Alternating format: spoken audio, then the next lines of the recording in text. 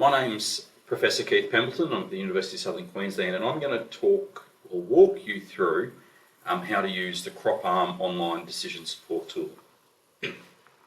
Okay, this tool has a long history. It was developed originally as a tool called CropARM, so you may have heard of it, may have even used CropARM in the past.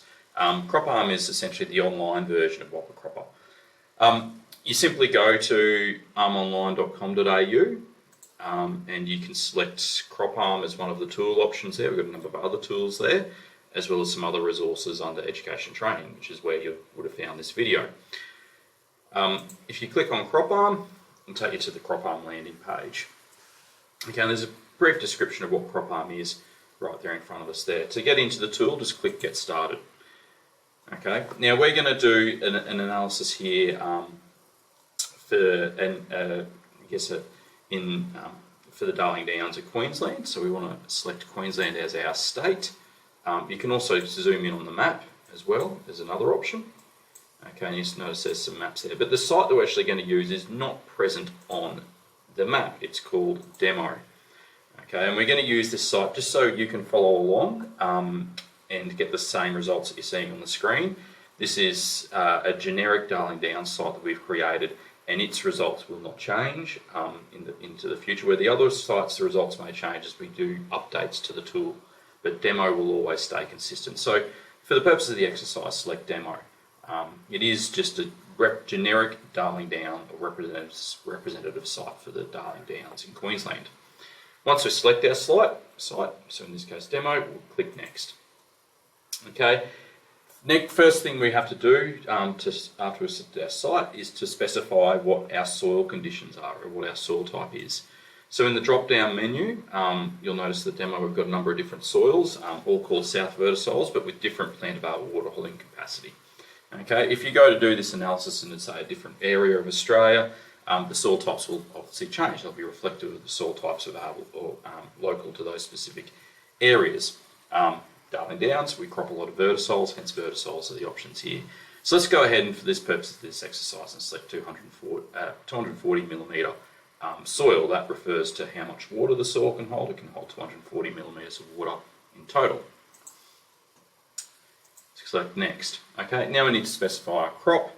Again, crop options will change depending on where you are or where you're running your analysis for, but from the drop-down menu there, you can see we've got a pretty standard selection of crops for the Darling Downs. Okay, I would suggest that we start off with something like wheat, to start off with a very widely grown on the Darling Downs, a good one to start with as our first analysis. So let's select wheat. Okay, and that opens up our wheat management options. Okay, so we have to, some locations will have irrigation options, not for our demo site. We're locked into running a rainfed or a dryland scenario, but we do get to specify how much soil nitrogen is available at planting before we apply any fertilisers.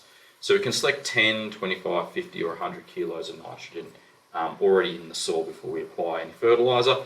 10 would be representative, say, a double cropping situation, so we've taken one crop out and we're just going to go in straight away plant. Again, not much time for much mineralisation to occur, so there's probably not going to be much nitrogen remaining after that crop's been harvested. So 10 would be an appropriate option there. 25 is probably representative of just a single season fallow, so say a summer fallow or winter fallow between crops. So say you're growing in a winter crop rotation, you've grown one winter crop, you fallowed over the summer going into another winter crop, you probably select 25 in that case.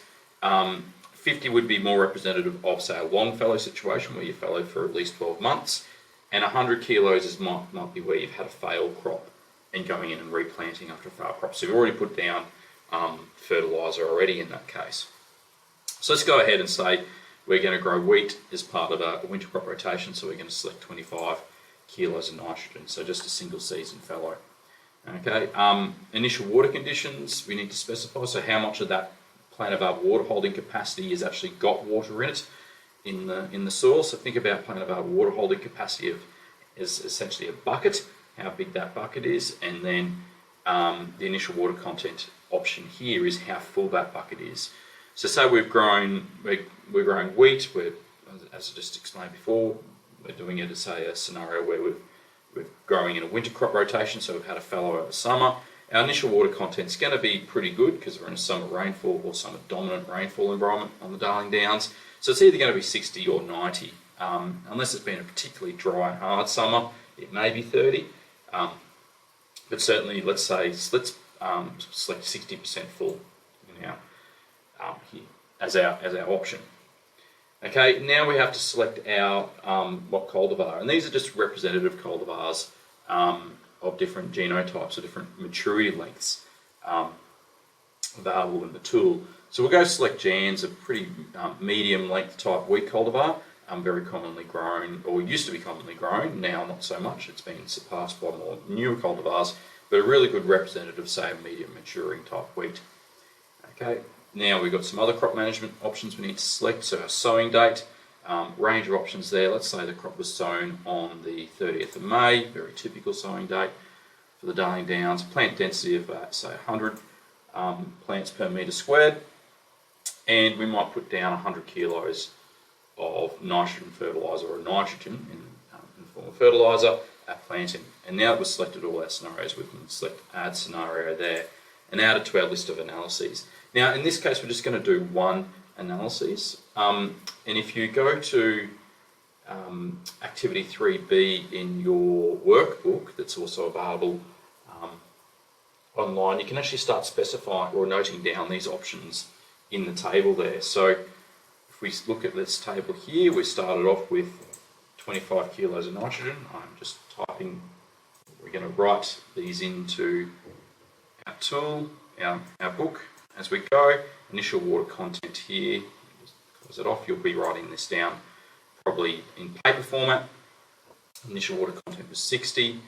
The cultivar that we sowed was Jan's. Our sowing date was the 30th of May.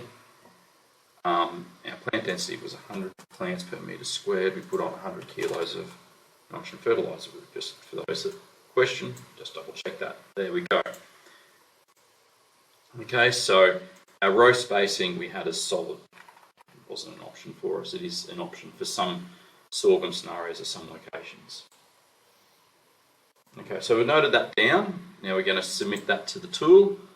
Okay, and it gives us our, it returns us a yield distribution in the form of a Boscombe-Whistler plot.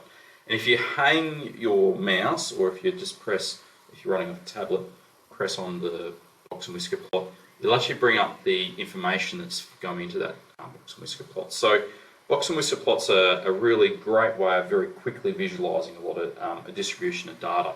So the whiskers in this case represent the top 95% result. So you're only going to get that better than that result in 5% of years, and then the bottom whisker here represents the bottom 5% result. So you're going to only get below the bottom whisker in 5% of years as well.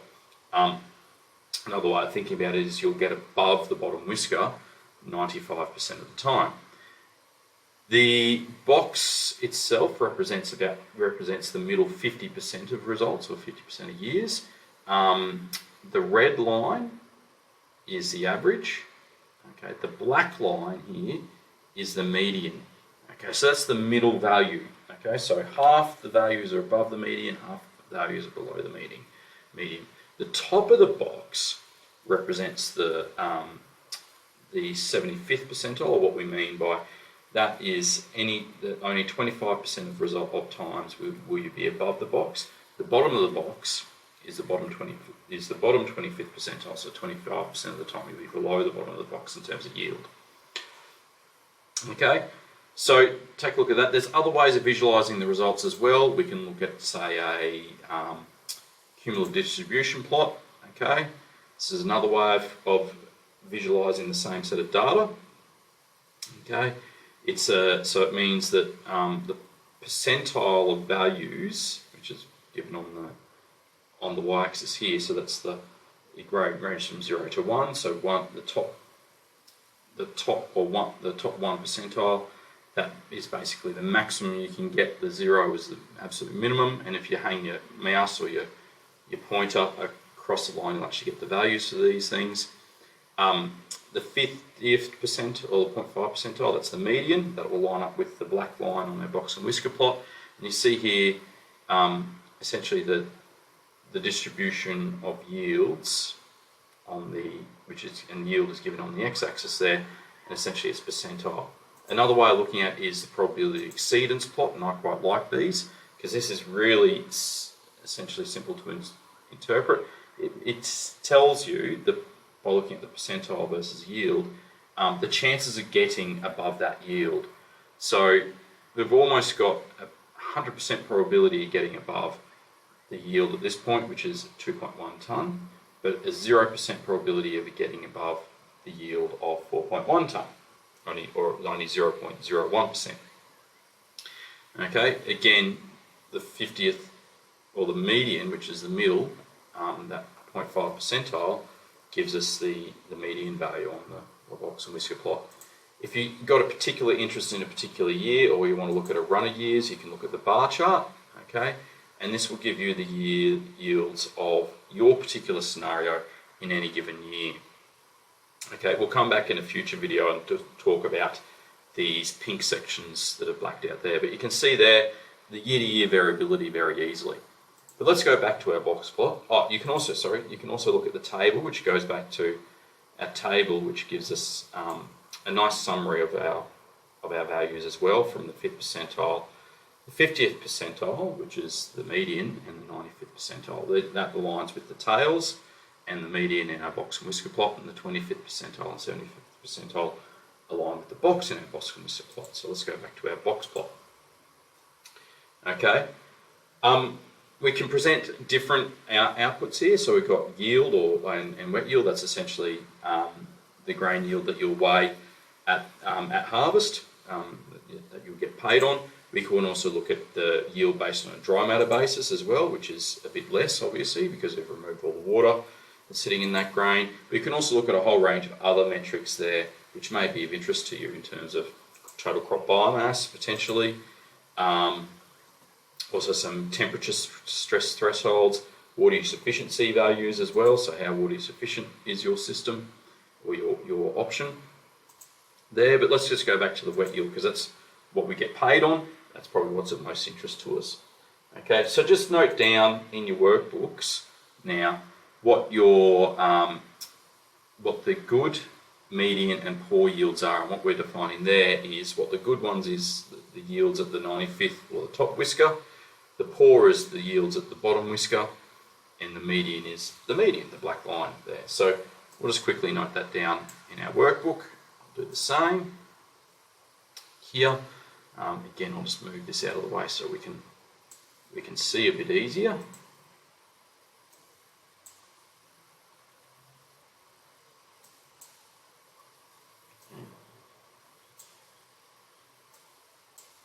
Okay, so our top yield is 3.9. Our median yield is 2.8. And our bottom yield, or our poor yield, is 2.3 tonne. Okay, now that's our yield results reported, but we get paid in dollar terms. So I'm going to show you how to do the gross margin analysis, and then we can note down those results as well. So if we click on gross margin up here, we have the option of entering in values. These values here are taken for the are taken as input costs for growing wheat from the Ag Margins tool, another very useful decision support tool that allows the calculation of gross margins. We've taken those values from that tool and brought them into CropARM for your convenience. But you can change these up and down, so maybe you planted a much newer cultivar and your seed costs are a bit higher, so we're saying there $0.76 per kilo seed, but maybe you've purchased a more expensive cultivar. You can change that to $1 per kilo of seed. You can specify your seed costs. You can specify your nitrogen fertilizer costs, and we specify that in urea equivalents, and that's the cost of tonne per hectare applied. So it includes your application cost as well, or your other variable costs. So that's costs like your crop protection costs, so fungicides, herbicides, any pesticides you might have applied. Costs, if you're doing an irrigated scenario, you can put in the cost of your irrigation water applied as well, and you can also specify your expected price, or what price you're expecting to receive for that crop. modified as well. For purposes of this, let's change that back to 0.76 cents or $7 per kilo C, because that was what we started off with, and just hit apply. Okay, and now our box and whisker plot is not represented in terms of yield anymore, it's represented in terms of gross margin. So again, just note down in your workbooks what those results were for the good, median and poor yield years.